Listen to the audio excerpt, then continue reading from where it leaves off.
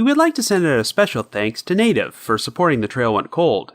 Native makes safe, simple, effective products that people use in the bathroom every day with trusted ingredients and trusted performance. For 20% off your first purchase, please visit nativedeodorant.com and enter the promo code COLD during checkout. That's nativedeodorant.com and the promo code is COLD. Thank you and enjoy the show. October 27th, 2016. Las Vegas, Nevada. 21-year-old Sydney Land and her 20-year-old boyfriend, Nehemiah Kaufmann, are found shot to death inside Sydney's apartment. An alleged pimp named Shane Valentine is a person of interest, as he had threatened the couple and fired a bullet into the home of Neo's mother weeks earlier. Allegations eventually emerged that Sydney and Neo's murderer might be tied to a scandal involving police corruption and sex trafficking, and that a cover-up has been orchestrated to prevent this crime from being solved. After that, the trail went cold.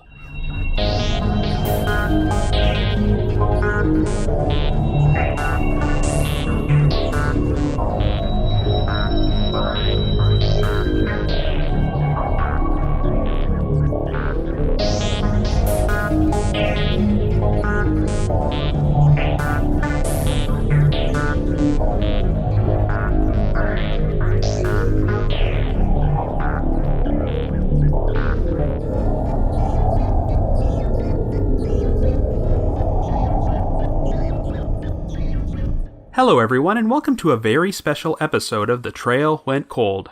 I'm your host Robin Warder, and today we're going to explore a particularly horrific crime, the 2016 murders of Sydney Land and Neo Kaufmann. This story is being covered at the request of Sydney's mother, Connie Land, who has spent the last 3 years fighting diligently to keep the case in the spotlight. I first met Connie at CrimeCon back in June of this year, when she came up to my booth on Podcast Row and handed me a booklet containing all the details of her daughter's story. She was handing out these booklets to a number of people at the event in order to spread awareness, and the case has already been featured on multiple true crime podcasts. It took me a while to start researching this story, but it turned out to be a much larger rabbit hole than I expected, and it is now time for The Trail Went Cold to tackle it.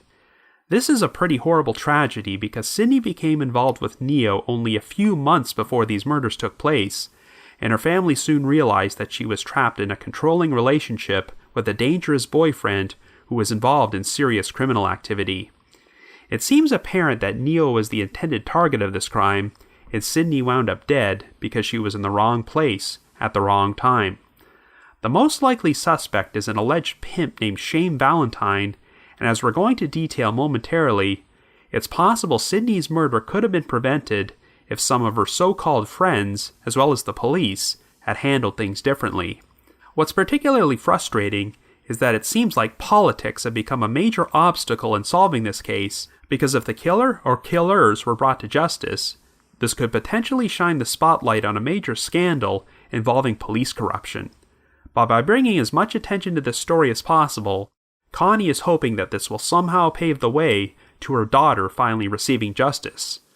Anyway, before we get started, just a quick reminder that The Trail Went Cold is a weekly podcast, which is currently available for download on several platforms, including iTunes, Stitcher, Google Play Music, and Spotify. So if you like this podcast, be sure to subscribe to it, and please leave us a rating or review on any of those sites to help spread the word. The Trail Went Cold is on Patreon, so if you would like to learn how to support the show, please visit our page at patreon.com/thetrailwentcold. For as little as $1 a month, you can garner access to exclusive rewards, which may include stickers and thank you cards, early access to episodes, and bonus content. So with all that out of the way, let us now explore the unsolved murders of Sydney Land and Neo Kaufmann.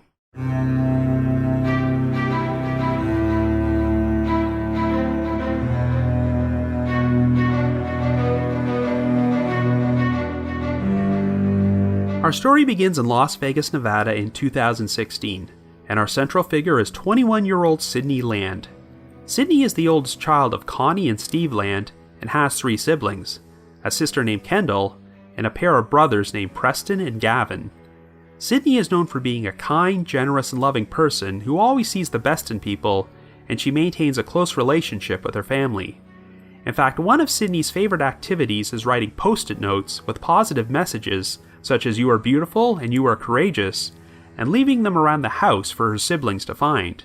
At this point, Sydney is not entirely sure what she wants to do with her life, but she is considering entering the medical field and would love to have a career working with children. In the meantime, Sydney is making plans to go back to school and has a job at the Palm restaurant at Caesar's Palace. Even though the job paid good money, Sydney was not generating any income during the summer since the restaurant was closed due to renovations. It finally reopened in September, but it was around this time when Sydney surprised her parents by informing them of her plans to move in with some girlfriends who would allow her to live with them rent-free at first. Sydney's family did not yet know that she was actually moving in with her 20-year-old boyfriend, Nehemiah Kaufmann, who went by the nickname Neo. The first time Connie and Steve learned about the relationship was in late August, when Neo drove up to their home to pick Sydney up. To their surprise, Neo did not exit the vehicle to introduce himself before they left. The first time Connie formally met Neo was when he accompanied Sydney to the dentist's office for an appointment she had. They would chat for a few minutes, and Connie thought that Neo seemed like a nice enough guy, but concern arose about a week later when she received a call from the owner of the dental practice. He told Connie that Neo had acted very controlling and possessing towards Sydney during her appointment.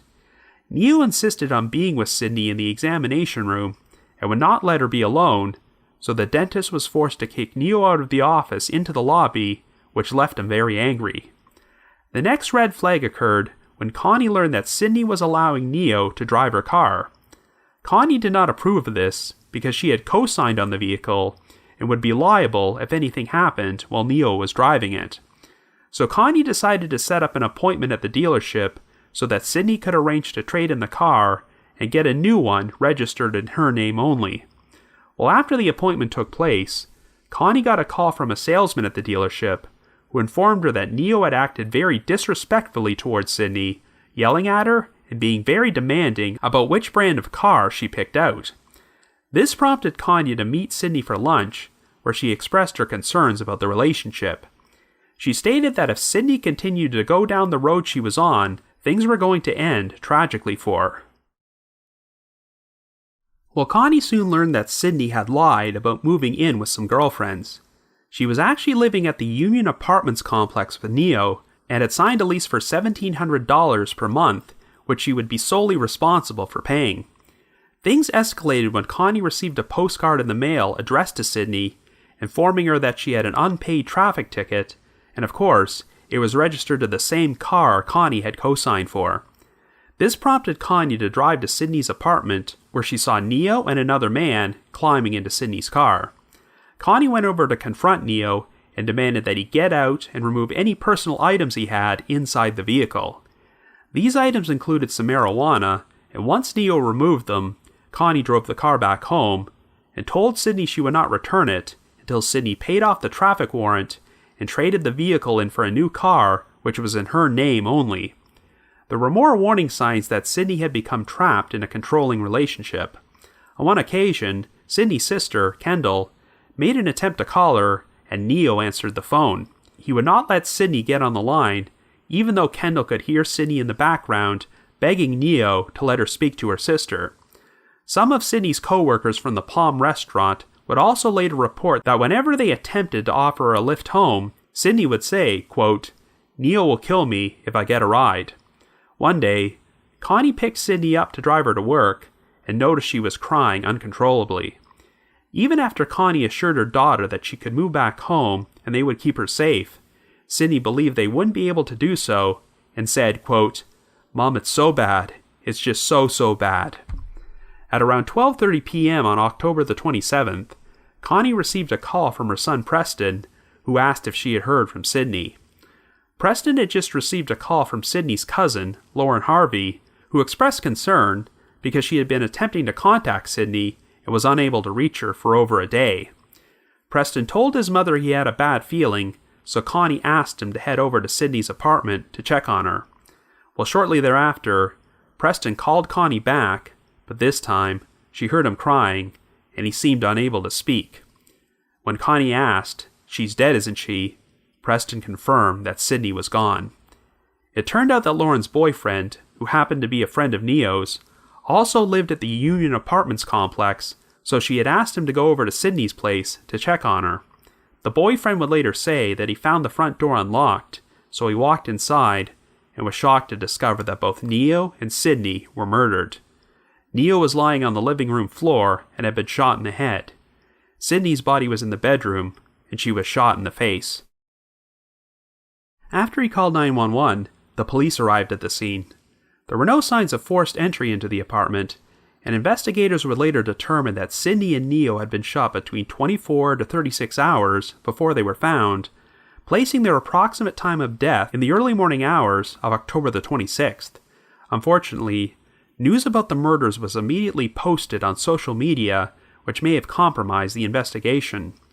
When Preston informed Connie about what happened, she drove to the Union Apartments while frantically calling 911, but by the time she arrived, the police had already cordoned off the area as a crime scene, and Connie was prevented from entering the apartment.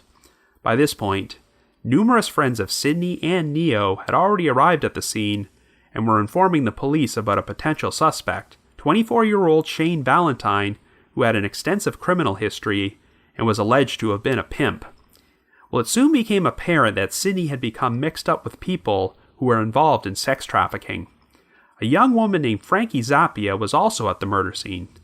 She had been good friends with Sydney throughout middle school and high school, but they wound up going their separate ways once Sydney discovered that Frankie had become a sex worker.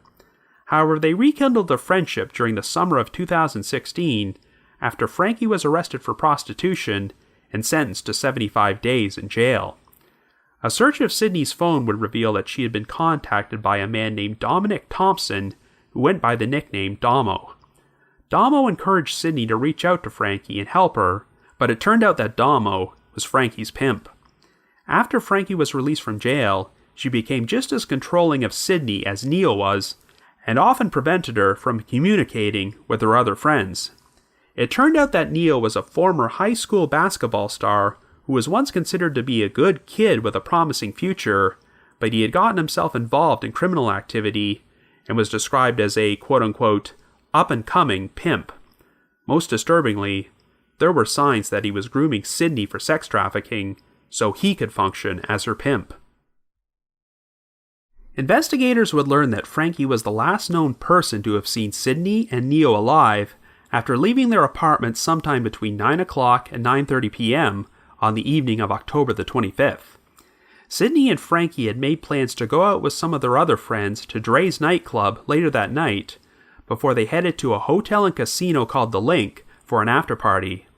Sydney booked the hotel room and had written the confirmation code to herself on her phone at 11:48 p.m., but since this was her last activity, it's believed that both she and Neo were murdered at the apartment shortly thereafter. It would turn out that none of Sydney's friends showed up at the Link to check into the room, and what was most curious is that according to phone records, they never made any attempt to call or text Sydney to ask where she was or make arrangements to cancel their plans. There was a record of Frankie texting Sydney's cell phone 5 times after 2 a.m. on October the 26th, but she received no response. After that, it seemed like no one made any attempt to contact Sydney or visit her apartment until she was discovered dead at 12:30 p.m. on October the 27th. Oddly, cell records would also show that after the police arrived, Frankie sent a tweet asking, "Has anyone seen Sydney and Neo?" even though she was at the murder scene at the time and already knew they were dead. Another strange detail is that Sydney's cousin, Lauren, would tell Connie that she never knew about her relationship with Neo, even though Lauren's boyfriend, who discovered the bodies, lived in the same apartment complex and was one of Neo's best friends. Connie decided to perform a search of Sydney's social media accounts in order to search for potential clues, and even gave Sydney's login information and passwords to Lauren so she could assist her. Well, Connie would later discover that all records of social media communication between Sydney, Lauren, and Frankie had been deleted. The case would be assigned to detectives Mitchell Dosh and Jared Grimmett, who worked for the Homicide Division, of the Las Vegas Metropolitan Police Department, aka the LVMPD. They immediately focused their attention on Shane Valentine, who was currently out on bond awaiting sentencing on a burglary charge from March of that year. It turned out that Shane had left for California immediately following the murders, and around the approximate time the crime took place, his cell phone pinged off a tower located near the Union Apartments, placing him in the area. Shane also had a history of bad blood with Neo. They had been involved in home invasions together, and were apparently planning to do an invasion or some sort of illegal activity on the evening of October the 7th or the early morning of October the 8th, but something led to them having a heated exchange that morning in the parking lot of the Red Rock Casino, where Shane threatened to kill Neo, Frankie, and Sydney. Things had escalated after an incident when Shane called Sydney's cell phone looking for Neo. Frankie answered the phone and started talking trash to Shane, and he apparently assumed she was Sydney. Even after Frankie told Shane that she was the one who actually talked trash to him on Sydney's phone, he apparently replied, "I don't care, you're all dead." Later that morning, a few hours after the argument in the parking lot, Shane showed up at the residence of Neo's mother, Alethea Kaufmann, which was also being occupied at the time by Neo's sister and 3 children. Even though Neo hadn't actually lived there for months, Shane proceeded to fire a bullet through the wall of a second-floor bedroom, threw a rock through a second-floor window, and rammed his car into the garage door. The incident was reported to the police, and 3 neighbors reported seeing a young black male driving what appeared to be a silver-colored Nissan outside the residence. One of them even recalled hearing him yell, "Neo, come out, you're a dead man," and a Nissan emblem was also found at the scene. However, the police closed the investigation only 3 days later, claiming there was quote-unquote insufficient evidence for prosecution. While following Neo's murder, the Homicide Division decided to perform a more thorough investigation into the incident. A search of Neo's cell records showed that he had exchanged several text messages with Shane on the morning of October the 8th, and that Neo had even provided Shane with his mother's address and the gate code. Shane was apparently under the mistaken impression that Neo was inside the house, as he texted Neo several times, demanding that he come out, and writing stuff like, "I ran right through your garage." At one point during their exchange of texts, Neo accused Shane of being a snitch with the police. Well, Detective Dosh wanted to perform ballistics tests to see if the bullet Shane fired into the Kaufmann family's bedroom matched any of the bullets from the murder scene, but when he went to the evidence room, he was surprised to learn that the bullet had not even been retrieved from the residence. The official explanation was that the crime scene investigation section did not want to cause further damage to the house because it was only a property crime. So Dosh finally arranged to retrieve the bullet over 3 weeks after it was originally fired, and it was found lodged in the attic. Shane would soon be arrested in California for the incident and extradited back to Las Vegas. At the time, it turned out that in addition to the burglary charge from March of that year, the Clark County District Attorney's Office had 4 other burglary cases in which Shane's DNA and fingerprints were found at the scene, but no other charges had been filed. So on November the 15th, Shane was arraigned on 5 counts of burglary and 1 count of discharging a firearm into an occupied structure. He agreed to a plea deal in which he received a sentence of 16 to 72 months and was sent to Nevada State Prison. At the time of this recording, Shane is still incarcerated, though he is apparently up for parole very soon. Even though Valentine was now behind bars, it seemed like little progress was being made to implicate him in the murders of Sydney and Neo. But in May of 2017, Connie Land would be contacted by a Las Vegas Township Justice of the Peace named Melanie Andrus Tobiasen, who offered her assistance. Judge Tobiasen claimed that the FBI had launched a federal corruption investigation into the vice unit of the LVMPD, as well as the Clark County District Attorney's Office. There were allegations that people in power were protecting certain pimps in exchange for money and sexual favors, particularly a hip-hop record producer and prostitution kingpin named Jamal Rashid, who went by the nickname Molly Mall. Molly Mall was believed to have several cops on his payroll, whom he would use to arrest his rivals and competitors, while he continued running his criminal enterprise unimpeded. The pimps who worked under him were considered untouchable among law enforcement, and if one of them was ever arrested for a crime, the district attorney's office would ensure they received sweetheart deals which involved little or no jail time. Since Shane Valentine was a known associate of Molly Mall, Judge Tobiasen did not have much faith that he would face justice for the murders of Sydney and Neo. Connie would spend several months corresponding with Tobiasen, who told her not to trust Detective Dosh and only communicate with Detective Grimmett, whom she said was providing her with information about the investigation. According to Tobiasen, she had been told there was evidence to implicate Shane, Frankie Zappia, and Frankie's pimp, Dominic Domo Thompson, in the murders, but no charges were being filed. Tobiasen eventually told Connie that the FBI was taking over the investigation into Sydney's murder. She asked Connie to turn over all the communications between her and Detective Dosh, which she would provide to a quote-unquote FBI friend. But to Connie's disappointment, she later found out that Tobiasen had been lying, as she never gave any of this information to the FBI, and at no point did they ever take over the murder investigation.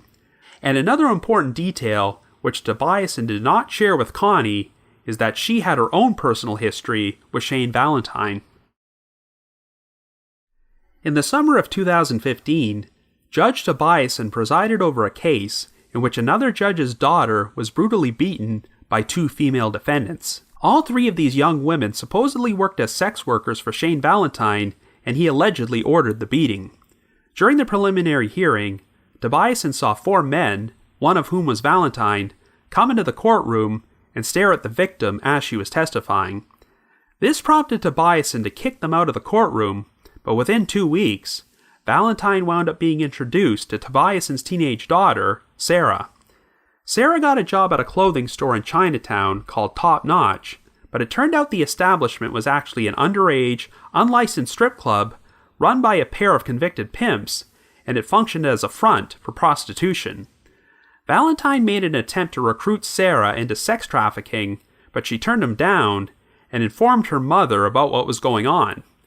Judge Tobiasen claimed that she provided information about Valentine and the Top Notch establishment to the LVMPD Vice Unit on multiple occasions, but they did virtually nothing to follow up on it.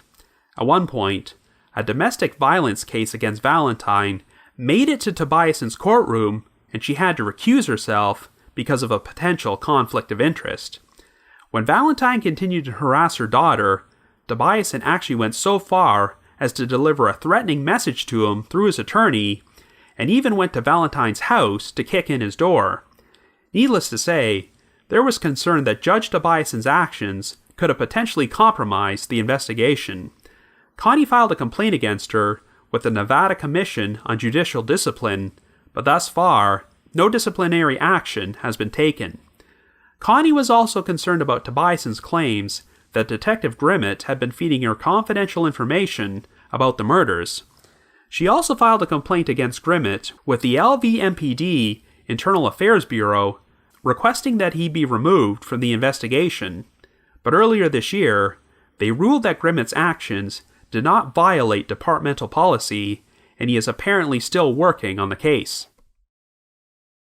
As the story grew bigger, Connie was eventually contacted by Doug Papa, a former police officer turned investigative journalist for the Baltimore Post-Examiner, who would go on to publish an extensive series of articles about the case. In 2018, Judge Tobiasen granted him an exclusive interview in which she publicly revealed her personal history with Shane Valentine and his attempts to recruit her daughter into sex trafficking.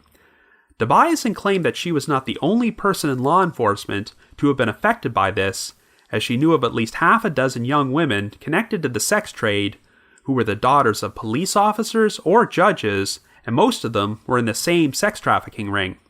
Tobiasen believed there was a certain amount of quote-unquote prestige among pimps who successfully recruited the children of prominent law enforcement officials, and it also provided them with potential leverage if they ever ran into legal trouble.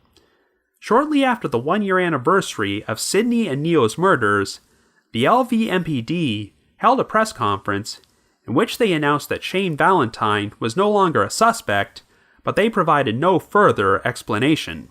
However, 1 year later, on the second anniversary of the crime, police held another press conference, and this time, they announced that Valentine was once again a person of interest.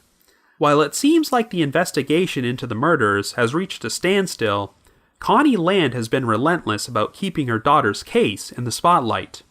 Over the past 3 years, the Land family has erected 7 billboards throughout Las Vegas featuring Sydney's face, asking the public to come forward with information. Shortly before this episode was recorded, Connie was shocked to discover that the LVMPD's website did not have Sydney and Neo on their list of unsolved homicides, but after the Baltimore Post-Examiner published an article expressing her complaints, the website was finally updated with her case. Surprisingly, Connie has also been told by both Crime Stoppers in Nevada and the LVMPD that they have not received one phone call or lead within the past 3 years. Like I mentioned earlier, Shane Valentine is scheduled to appear in front of the Nevada Parole Board in the near future, but Connie has put up an online petition urging them not to release Shane from prison. Whatever happens, the one fact which hasn't changed is that for the moment, the murders of Sydney Land and Neo Kaufmann continue to remain unsolved. So I guess you could say, the trail went cold. But before we continue, we would like to take a moment to thank our sponsor, Native, as we are very excited that they are supporting The Trail Went Cold. Halloween is coming up later this month, which can only mean one thing. We are going to present episodes about some spooky Halloween-themed stories, which might cause you to break out into a sweat. So it's handy to have Native deodorant around to avoid some potentially awkward situations. Native makes safe, simple, effective products that people use in the bathroom every day with trusted ingredients and trusted performance. In fact, it has fewer, simpler ingredients, so you always know everything that's in the deodorant, which is why it's so safe and effective. Native can hang with you in any situation, whether it be your workout, your busy mom life, a 16-hour day, or even listening to spooky podcast episodes. It comes in a wide variety of enticing scents for both men and women, plus they release new limited edition seasonal scents throughout the year, which include coconut and vanilla, their most popular scent, lavender and rose, cucumber and mint, and eucalyptus and mint. In addition, they also offer an unscented formula and baking soda-free formula for those with sensitivities. Native also offers free returns and exchanges in the USA, and if you subscribe to them, you can save 70% and $2 per stick and have them conveniently delivered to your door every 1, 2, 3, or 4 months. I personally decided to order the cucumber and mint brand because, well, it makes me feel as cool as a cucumber. As unusual as that combination might sound, it actually smelled pretty great, and it felt the same way. I think it's very important to use a deodorant with clean ingredients which don't run the risk of providing potential health issues, and this is something which Native always guarantees, which is why it currently has over 7,000 5-star reviews. So to get 20% off your first purchase of Native, visit nativedeodorant.com and enter the promo code COLD during checkout. That's 20% off your first purchase by going to nativedeodorant.com and entering the promo code COLD. Thank you, and enjoy the rest of the episode.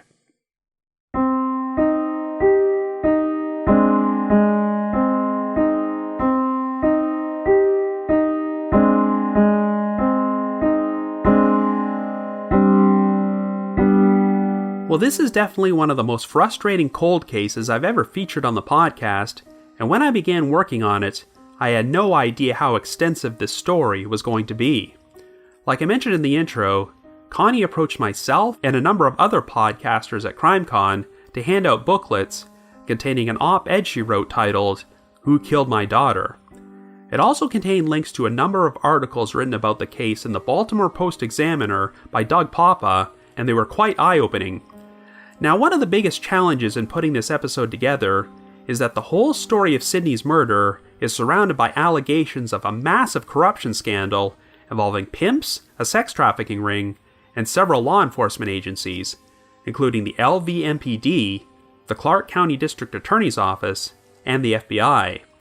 It would probably require a long-form, multi-episode podcast to adequately explore all this material and do it justice. But I thought it was important not to fall into the trap of focusing so much on this scandal that Sydney's story almost became an afterthought. So if you want to dive down the rabbit hole and learn more information about the scandal, I'd highly recommend checking out Doug Papa's extensive articles, and I will be providing links to them in the show notes. In summary, one of the saddest things about Sydney and Neo's murders is that the crime seems pretty solvable, but it's evident that corruption and politics might be preventing this from happening. Because of this entire scandal, I think there's fear that if the killer or killers are brought to justice, a lot of other shocking revelations will rise to the surface, and there are people in power who definitely do not want that to happen. When you look at the timeline of how these events unfolded, you can only imagine how jarring it must have been for Connie and the rest of her family. They first learned that Sydney was dating Neo in late August of 2016, but within the span of only 2 months, they discovered that she was trapped in a controlling relationship and had entered a dangerous world she was not used to before she was murdered. In all the interviews she's given, Connie has described her daughter as an incredibly kind, loving, and generous person who only saw the best in people, which is likely how she found herself in such a nightmarish situation to begin with. But even though her parents told her she could come back to live with them and they would protect her, it sounds like Sydney was terrified about possible repercussions if this happened. I previously mentioned an incident where Connie picked up her daughter and she was sobbing uncontrollably and saying, "It's so bad." Connie didn't know it at the time, but this was only a few days after the incident where Shane Valentine shot up the residence of Neo's family. It's now apparent that Sydney feared the same thing might happen to her family if she tried to get away. But it's also important to remember that even though he did a number of bad things and dragged Sydney into this world, Neo was a victim too and did not deserve to be murdered. Remember, Neo had a family of his own who also went through a terrible ordeal, and I'm sure they want justice for what happened to him. By the sound of things, Neo was a decent kid at one point before he went down the wrong path. All that being said, the one thing about these murders which seems pretty clear is that Neo was always the intended target, and the only reason Sydney was killed was because she happened to be in the same apartment at the time. Obviously, the most likely suspect in this crime is Shane Valentine, but there have also been fingers pointed at Frankie Zappia's pimp, Dominic Damo Thompson, and Frankie herself is also considered a person of interest. Like Shane, Damo has since been locked up for another crime, as he is currently incarcerated at a federal detention center on a weapons charge and is scheduled to be released in January of 2020. According to Judge Tobiasen, she was told there was evidence placing Shane, Damo, and Frankie at the murder scene, but as we're going to discuss later on, she's not exactly the most trustworthy source. But if either Shane, Damo, or both of them were involved in the murders, I'm sure it offers little comfort for the victims' families that they will likely be free again very soon. Of course, it's easy to believe that Shane was behind this whole thing, since he threatened Neo's life 3 weeks earlier and fired off a bullet into his mother's house, which is one of the reasons Shane went to prison. But of course, this begs the question, why was Shane not arrested for this crime before Sydney and Neo were murdered? Even though there were multiple eyewitnesses placing Shane at the scene, the police decided to close the case due to insufficient evidence, but the most mind-boggling thing is that the bullet Shane fired into the house was not retrieved until the homicide division got involved weeks later. If this incident had been handled properly from the start, Shane could have been arrested in mid-October, and Sydney and Neo might still be alive today. This definitely lends credence to the allegations that Shane was protected by the vice unit of the LVMPD. As you'll recall, he had already been convicted on a burglary charge earlier that year and was out on bail awaiting sentencing.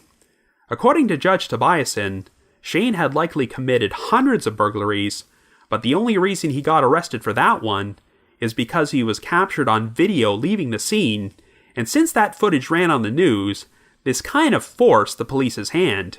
When Shane was arrested for the incident at Neo's house months later, it turned out that the Clark County District Attorney's Office had 4 other burglary cases involving Shane, which should have caused his bail on the previous burglary conviction to be revoked. It's also worth noting that Shane's current prison sentence is the result of a plea deal where the District Attorney's Office combined multiple criminal convictions into lesser charges, so he easily could have received a lot more jail time than 16 to 72 months. And while we're on the subject of ways this crime could have been prevented, one of the most disturbing aspects of this story is that a number of Sidney's so-called friends may have known these murders were going to take place. The original plan was for Sidney, Frankie Zappia, and some of their friends to meet up together at Dre's nightclub before they checked into a room Sidney had reserved at the Link. The implication seems to be that Neo would not have joined them since he was still under 21 and would have been denied entry to the nightclub. So if Neo was always the intended target, and Frankie and the others knew someone was going to show up at the apartment that night to kill him, this could have been their way of ensuring that Sidney was gone before this happened. But unfortunately, Sidney did not leave in time and wound up being murdered as well. Since Sidney was found inside the bedroom, it's possible the perpetrator did not even realize she was there when they first walked in. The major red flag which indicates that people were expecting this is the fact that no one ever showed up at the Link to check into the room, and other than a few unanswered texts Frankie sent to Sidney at around 2 a.m., there was no communication from Sidney's friends via phone or text until her body was discovered around 36 hours later. According to her mother, Sidney was just like every other young person of her generation in that she practically lived on her phone and used it hundreds, if not thousands of times per day to communicate with people. Yet she doesn't show up for this meetup with her friends, and none of them make any attempt to contact her. When you consider the circumstances of this crime, it also seems incredible that Sidney and Neo's bodies could have remained in that apartment for a full day and a half before the police got involved. Apparently, there was a couple living near the apartment complex who recalled hearing the sounds of yelling, scuffling, and gunshots on the night of the murders, but they did not bother to look out the window to see what happened or call 911. Months after the crime took place, Connie claimed that she visited the apartment with Neo's mother and was struck by how clearly she could hear noises from the other apartments beneath and beside them. She found it hard to imagine that no one else at the complex heard the gunshots and took this as another sign that people knew exactly what happened but were unwilling to say anything. At the very least, it seems like no one was willing to contact the police until they could fabricate a cover story. The circumstances of how Sidney and Neo's bodies were discovered seem pretty calculated. On the morning of October the 27th, Sidney's cousin, Lauren, asked her boyfriend to go check the apartment since he lived at the same complex. Of course, he then discovered the bodies and called 911, but this call has been the subject of some scrutiny. Here is an excerpt from the actual audio of the 911 recording, which played on an episode of the true crime show Crime Watch Daily. I walked into my friend's apartment and there's just blood everywhere.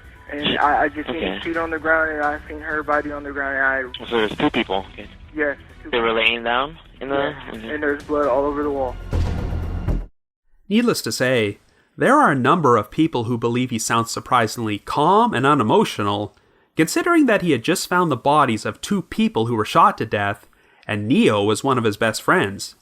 Even if he hadn't been close to the victims, investigators who worked the case described the apartment as one of the bloodiest crimes they had ever seen, which should be a traumatic sight for anyone who walked in there. Now, I know that 911 calls from unsolved cold cases are often heavily dissected, especially when the caller is suspected of knowing more than they let on. I'm not one to automatically condemn a person for sounding unemotional during a 911 call. There are cases in which a person has called 911 to report a murder or disappearance and was automatically assumed to be guilty because of how they sounded, but then it later turned out they were completely innocent. But what sticks out in this particular call is that the boyfriend says, quote, "I just seen the shooter on the ground, and I seen her body on the ground." It's odd enough that he would refer to a friend of his as the quote-unquote shooter, but he seems to be implying that the crime was a murder-suicide. I know that Neo and Sydney had a pretty tumultuous relationship, but unless Neo literally had a gun in his hand when his body was found, I don't know why anyone would instantly jump to the conclusion that he did this.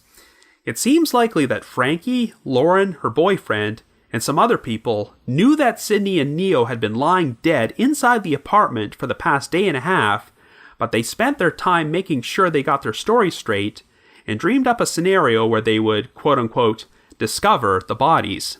This is why Lauren contacted Sydney's brother Preston that morning to ask if he had heard from Cindy before they, quote-unquote, found out she was dead. Of course, one of the big unanswered questions in this case is what prompted the murders to occur on the night they took place. Yes, if Shane Valentine was the killer, he certainly had a motive, but the incident at Neo's mother's house occurred nearly 3 weeks earlier. So if Shane was planning to murder Neo, why did he wait that long to carry it out? Well, before we delve into that topic any further, we have to talk more about Judge Melanie Andrus Tobiasen, who has complicated this case in a major way. On one hand, you can understand why she would have involved herself, given that Valentine allegedly attempted to lure her teenage daughter into sex trafficking, and the police seemed to make no attempt to do anything about this. But on the other hand, she completely misrepresented herself to Connie by failing to disclose her personal history with Valentine and feeding her a number of lies. If an arrest is ever made in this case someday, there are a number of things here which could prove problematic, such as the fact that Tobiasen threatened Valentine through his attorney and kicked in the door of his house. And there's also the fact that Detective Grimmett was apparently feeding Tobiasen confidential information about the investigation. If Valentine were to go on trial for these murders, I can imagine his defense team would have a field day with some of these issues. There's also been some controversy about the aforementioned episode of Crime Watch Daily. When Connie first watched the episode, she was quite shocked when some graphic crime scene photos she had never seen before were shown on screen. Detective Grimmett was interviewed and asked about potential DNA evidence at the murder scene, to which he replied, quote, "There were several items that contained DNA evidence, but the problem is that these people had a lot of friends, a lot of associates, a lot of people that hung out at the apartment, so working through all of the details of what was relevant and what's not has been a challenge," end quote. He later added, quote, "When I refer to DNA, I mean, there's cigarette butts everywhere, ashtrays full of stuff, drink cups everywhere, and so you talk about DNA being in the apartment, there's all kinds of stuff, you know. Who knows what was supposed to be there and what wasn't supposed to be there," end quote. Well, needless to say, Connie was quite concerned to see Grimmett talking so openly about this on television. Theoretically, let's just say that DNA evidence is ever used as grounds to charge a suspect at some point. Grimmett's interview could potentially be used as ammunition to generate reasonable doubt about the reliability of the evidence. Another thing which has never been made clear is why Judge Tobiasen warned Connie not to trust the other homicide detective working the investigation, Mitchell Dosh. She claimed this was because Dosh was close friends with Frankie Zappia's stepfather, who happened to be a retired Las Vegas detective, but this turned out not to be true at all. In spite of what Tobiasen said, there doesn't seem to be any indication that Dosh was corrupt. Remember, once the investigation started, Dosh was the one who took the initiative to retrieve the bullet which Valentine had fired into Neo's mother's home. There's also been another unsettling allegation made against Judge Tobiasen by Frankie Zappia's sister, Ariane Zappia. Like Frankie, Ariane had been a sex worker and was also a former drug addict, but she has since gotten herself clean and turned her life around. Even though Ariane has had a rocky relationship with her sister and thinks that Frankie might know about the murders than she let on, she does not believe Frankie was directly involved. Ariane had provided information to the homicide division at the start of the investigation, but over a year and a half later, Ariane claimed that she had a meeting with Judge Tobiasen, who offered her money if she would contact investigators and change her original story. While Tobiasen never explicitly stated this, Ariane believed that the judge was attempting to bribe her into implicating Shane Valentine in the murders. And there's one more odd detail involving Tobiasen.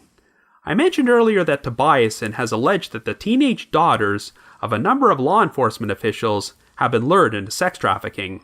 She claims that one of them, named Allie, was the daughter of an LVMPD officer. Allie also happened to be a friend of Tobiasen's teenage daughter, Sarah, and had introduced Sarah to Shane Valentine.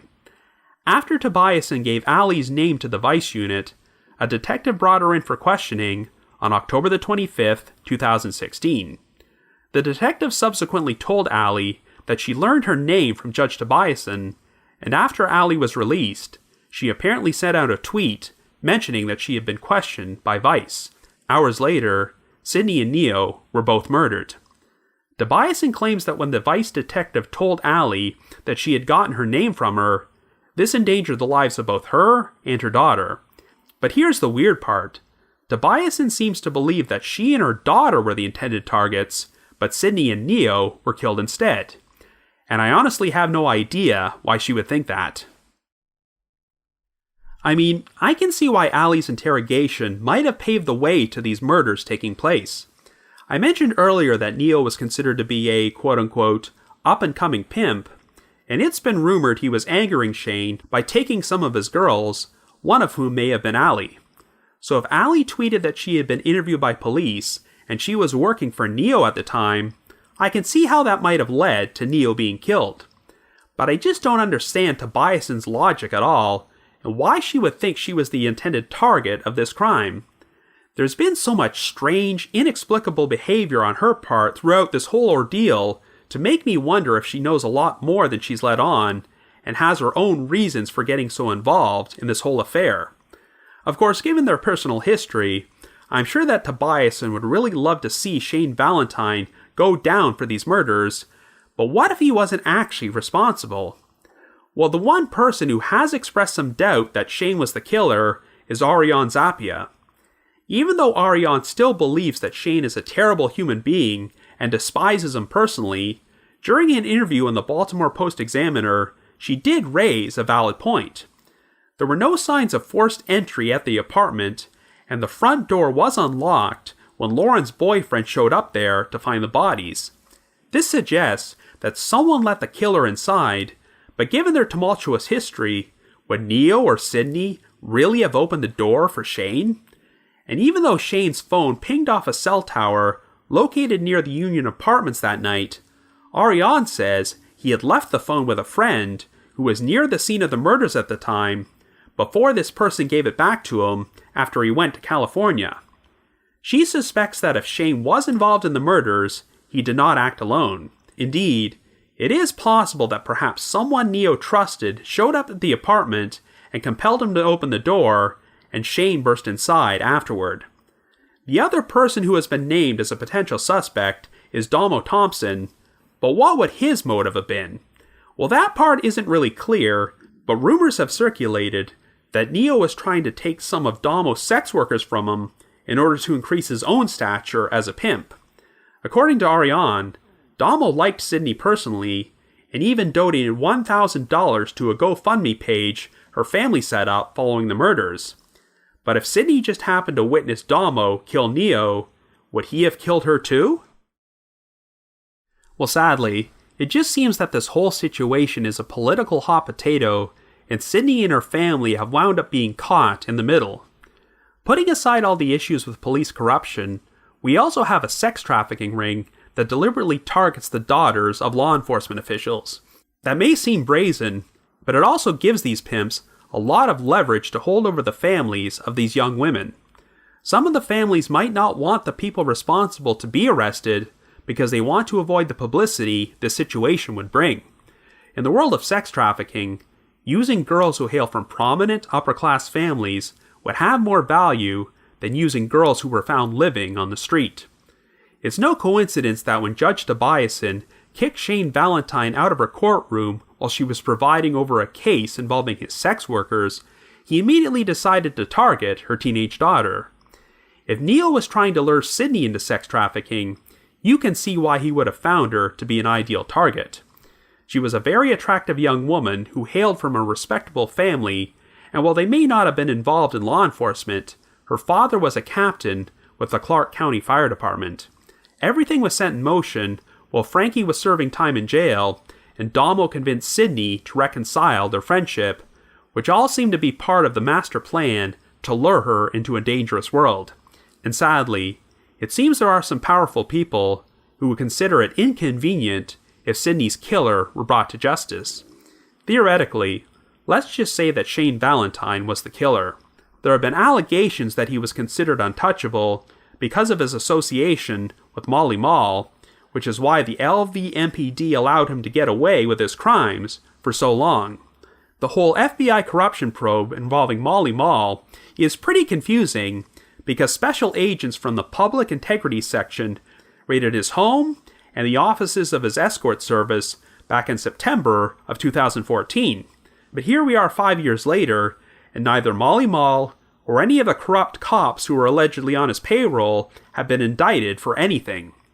But if Valentine was charged with the murders of Sydney and Neo and went on trial, who knows what secrets might come out? Nevada is a state which currently has the death penalty, so Valentine might very well be willing to say anything in order to avoid being executed. Even if the killer isn't Valentine, the murders were likely committed by someone who was involved in sex trafficking, and an arrest for such a major crime would likely bring a lot of unwanted attention to that world and potentially expose some major systemic corruption within law enforcement. But if there's anything I've learned about Connie Land from my interactions with her and the interviews she's done about this case, it's that she is a fighter who will continue to keep Sydney's case in the spotlight, and she won't give up until her killer is brought to justice. Thankfully, all of the aforementioned articles by Doug Papa are shining a light on the major issues with sex trafficking and police corruption which have been taking place in Las Vegas these past several years and been ignored far too long. So if you happen to have any information on the unsolved murders of Connie Land and Nehemiah Neo Kaufmann, please contact Doug Papa of the Baltimore Post-Examiner at baltimorepost-examiner@gmail.com. That's baltimorepost-examiner@gmail.com.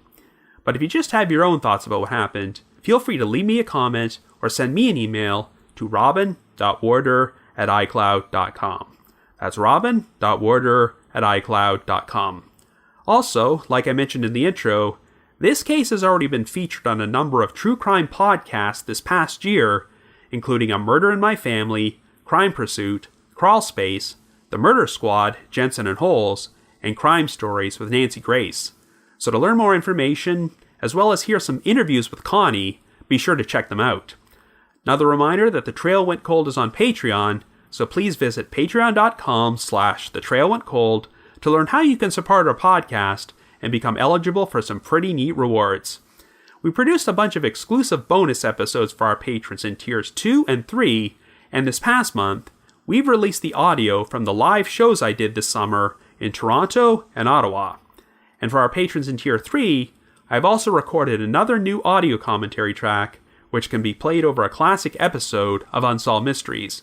So to learn more information, feel free to visit our Patreon page. I'd also like to give a shout out to our most recent listeners who have signed up with us on Patreon this week, and they are Stevenson B, Monica B, Aaron P, Carly Ann, Bethany D, Kirkwood R, The Lazy Sherlock, Gravity Head Zero, and Heather C. Thank you all so much for your support. Also just wanted to give another shout out to my supporters at the Unresolved Mysteries subreddit, as well as the Unsolved Mysteries message board at the Sitcoms Online forum. Need to provide a big thanks to Miguel Foote, who edits and assembles this podcast together for me, and Vince Nitro, who composes the eerie music you hear on every episode. If you haven't already, you can like us on Facebook, follow us on Twitter, or leave us a rating or review on iTunes, Stitcher, Google Play Music, or Spotify. Anyways, you've probably noticed, we are now in the month of October, so it's that time of year again. Over the course of the next 3 weeks, we are going to be presenting special Halloween-themed episodes, so be sure to have yourself a good week and join us next Wednesday as we start the countdown towards Halloween on The Trail Went Cold.